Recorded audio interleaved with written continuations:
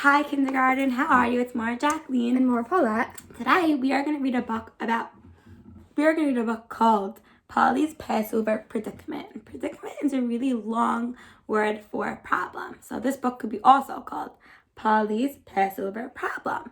And in this book we are going to see or take a look into Paulie's Pesach Seder, and we're going to see if we do some of these silly things that Paulie does on his Pesach Seder. So let us know if you do some of these silly things, because I don't know if I do them. Do you more, Paulette? Not usually, but I wonder if anyone else does. Okay, so let's take a look. So this book is written by Jane Sutton. She is called the author. And the illustrator who draws the pictures is Barbara Vagnozzi. Paulie's Passover Predicament. Paulie the musician rushed through his morning practice in his basement studio. Usually he played longer, but today he had lots to do.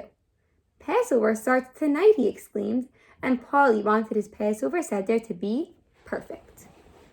Paulie went to the grocery store early. He couldn't wait to buy everything he needed for his perfect Seder. He had just put boxes of matzah into his shopping cart when he saw his friends, Sally and Irving. "Happy Passover, Paulie," said Sally. "See you tonight," said Irving. I guess those are two of the friends that might be coming to his Seder. Maybe. Paulie chose 2 candles for the table, and he filled his cart with lots of grape juice. After all, every guest would drink 4 glasses at the Seder. Do we drink 4 cups? Yeah, we do that. Oh, okay. I do that. I do that. Okay. Once he got home, Paulie started cooking. "Delicious," he said, smacking his lips as he tasted each dish. Paulie set the table for his friends. He hummed happily as he placed the matzah cover over the matzah. Perfect, he thought. He's being a really good host for his friends. Yeah, he looks like he's all ready for them. Put flowers on the table. So nice. What mitzvah is Paulie doing again? Do you guys know what it's called? Hachnasat or Chim. Oh, wow. When Paulie's friends arrived, he jumped up and down with excitement. "Everything looks lovely," Paulie said, Irving. "The food smells wonderful," added Horace. "The candles are very you," Paulie said, Evelyn. "The matzah cover is quite unusual," exclaimed Sally. Wow, they're being such nice guests. They're really complimenting I think him. that makes Paulie feel really, really good. He really worked hard on his Seder table. Then Paulie's friends all stared at the Seder plate. "I see you have an extremely large egg on your Seder plate," said Mo. "Yes," said Paulie, beaming.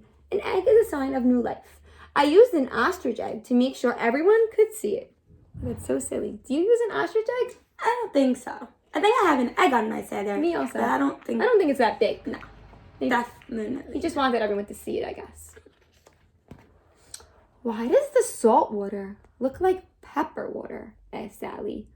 Paulie explained. "The salt water is like the tears of our ancestors when they were slaves in Mitzrayim. But I added some pepper so my pepper wouldn't be jealous of the salt." Paulie wasn't sure, but he thought he heard some giggles. Do you do that? No. I just have salt in my water. I don't usually have pepper. I have salt water, and I dip my celery in the salt water to remember the tears that the nights that I cried. When they were slaves? Yeah. Okay. Is that Haroset? Asked Evelyn. "To remind us of the bricks and cement our ancestors used to build the pyramids when they were slaves for Paro?" "Yes," said Paulie. "I made it with apples and chopped pine cones." "I think it is supposed to have apples and chopped walnuts," Evelyn said gently. "How do you guys think pine cones would taste in some Haroset? I don't think that would be. Might hurt your teeth. Also, it might be really dirty. I don't think so. I wonder why he did that." Irving asked, "Where's the maror?" "The Passover sign of slavery." "It's right here," Paulie said. "I remember that maror is horseradish. So I carved a radish in the shape of a horse." "A horse-shaped radish instead of horseradish?" Horace exclaimed. Wow. Friends, do we have that? No, I don't think so. Some of us also, instead of having horseradish, might have an endive, or might have other things on our seder for my Tastes really bitter. Do you guys know what bitter tastes like? It's like kind of like not so sweet. Sour makes us maybe make a face like this. Right. Paulie, dear, said Sally. I don't see a shank bone on the seder plate. Remember, our ancestors ate lamb from a shank bone on Passover. A lamb bone, said Paulie. I thought it was supposed to be a lamb's wool. By now, Paulie's friends were roaring with laughter. Big tears formed in Paulie's eyes. Oh no, look at the tear. He looks so sad. Why do you guys think he's so sad? Take a minute and think about it. I think maybe because he feels, how do you think he feels? A little embarrassed maybe? He worked so hard to put his seder table together. But he made a few silly mistakes and now all his friends are laughing.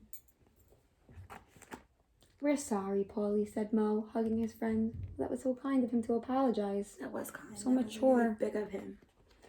Your seder plate is a little different, said Sally, but each thing still reminds us of the meaning of Passover in a Paulie way. That was kind. I'm sure he feels a little better now, maybe. Oh, he has like a smile on his face. Paulie cheered up. He loved saying the berachot, asking the 4 questions, and telling the Pesach story. He loved eating the tasty food. He loved dipping his hoof in grape juice as he and his friends recited the 10 plagues. Paulie asked Sally to hide the afikoman. Wonder where he's going to hide it. I do. When it was time to look for the afikoman, Paulie really wanted to be the one to find it. That would make up for his seder plate mistakes. Now, where could it be? Under a table, he found the missing hat. Oh my gosh. Behind the couch, he discovered a long-lost stuffed animal. But where was the afikoman? Where could the afikoman be?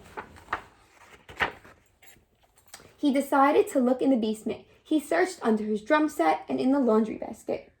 He looked in the dryer. There it was. He found it. It's such a silly place to hide an afikoman. I know. Oh my gosh. Paulie climbed up the basement steps with the afikoman in his teeth. He pushed the door with his hooves and antlers, but the door wouldn't open. He yelled for help, but his friends were having so much noisy fun searching for the afikoman that nobody heard him. Paulie sank down on the steps. His first Pesach Seder was not perfect at all. He had used the wrong food on the Seder plate, and now he was stuck in the basement. What a predicament, he thought.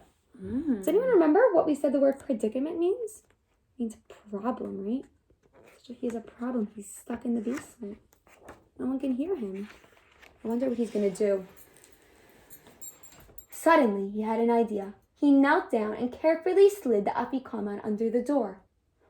What do you think's going to happen, guys? It looks like they saw. Now they know he's in the basement.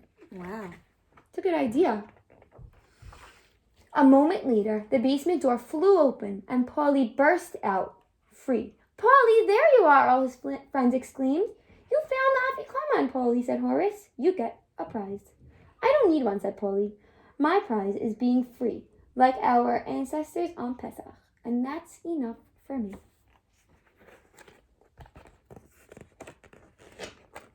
Paulie, with his fine musician's voice, led all his friends in singing the song Dayenu. If God had only taken us out of Egypt, it would have been enough. Dayenu. If God had only given us the Torah, it would have been enough. Dayenu. And it's enough that we are all here together, celebrating Pesach in freedom. Especially me, said Paulie. Dayenu, said his friends. The end. Wow. I really enjoyed that book. Me too. It was a little silly, and a lot of things I definitely do not do on my seder. But it was funny, and it was true. A lot of things that Paulie did, even though they were mistakes, did make him think what we are supposed to think on our seder, right? We are supposed to remember the tears that Bnei Israel cried when eating the celery. Right. We're supposed to remember the cement, and the bricks with, and the hard work that Bnei Israel did when they were building the pyramids. When we eat the charoset, we're supposed to thank Hashem for the freedom that we have when we sing Dayenu, even though we might sing it in Hebrew. So thank you for reading this with us. I hope you enjoyed it as much as we did. And come back tomorrow. And we'll see for you a different book. soon. We'll see you soon. Bye, guys.